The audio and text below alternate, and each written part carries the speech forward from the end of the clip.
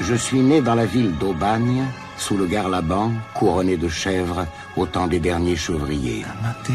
Garlaban, c'est une énorme tour de roche bleue.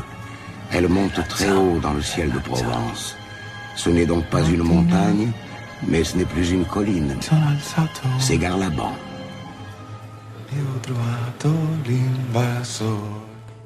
Oh partigiano, porta mi vida. Oh vela ciao, ciao, ciao, ciao, partigiano, porta mi via e mi sento di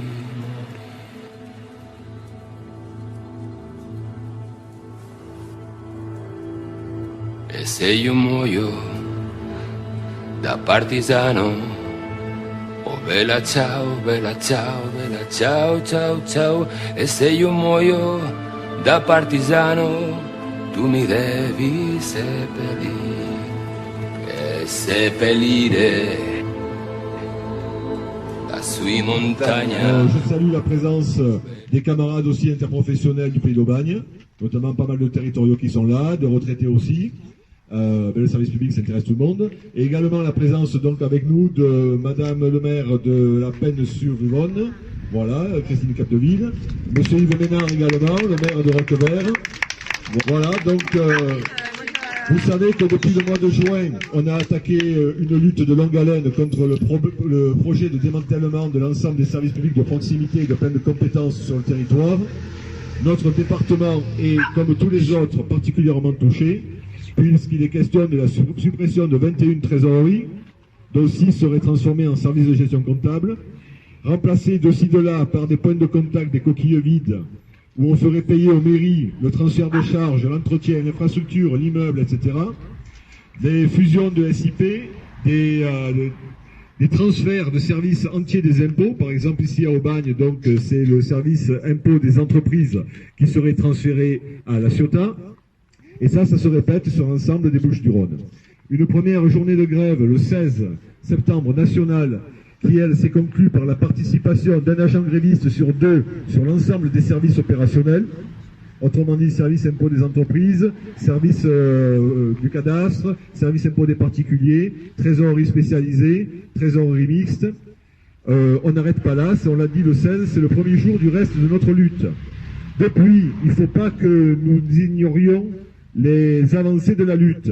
Les avancées de la lutte, ça veut dire le recul des contre-réformes, notamment un calendrier qui devait s'arrêter en octobre. Octobre, c'est après-demain, hein, et qui, depuis les annonces de Gérald Darmanin, est reporté à décembre, voire même au-delà. Des lectures où il est question de l'engagement du ministre à ne fermer aucune trésorerie si les maires ne sont pas d'accord. Donc, message à l'ensemble des élus locaux. Là-dessus, des abandons notamment du dossier, vous savez, de l'agence comptable, où il était question simplement de transférer en la main-d'œuvre des agents des finances publiques auprès des collectivités qui auraient été candidates. Ça a fait flop. Et une manipulation de notre administration par l'exécutif qui présente aux élus locaux et aux élus nationaux une cartographie mensongère de l'implantation de nos services. Depuis, sur ce département aussi, il y a des bougées. C'est le maintien du service impôt des entreprises à Istres. Ce serait la création hypothétique d'un nouveau service de gestion comptable sur le pourtour de l'étang de Berre. Ce serait le report des fusions et des disparitions du service de publicité foncière de Tarascon ou du cadastre de Tarascon. Ce serait également la création d'antennes, notamment à Gardanne, pour le secteur public local. Sauf que derrière tous ces effets d'annonce, nous avons des directeurs locaux qui ne savent même pas dire aux agents, aux élus, à ceux qui leur posent la question, aux journalistes, mais qu'est-ce qu'il y aura dans ces services que vous dites maintenir de proximité? Nous, on vous le dit, ce sont des coquilles vides. La preuve en est, par exemple, pour Gardanne, qui serait transformée en antenne, il n'y aura pas de comptabilité. On est le trésor public et les impôts. Un service des impôts du trésor public où il n'y a pas de comptabilité, il fait autre chose qu'accueillir du public. D'accord? Parce qu'on encaisse et on rembourse. Donc vous voyez le mensonge jusqu'où il va. On a M. Darmanin qui se répand, encore dernièrement, il annonce que le PASS a fait rentrer 2 milliards d'euros en plus dans les caisses de l'État.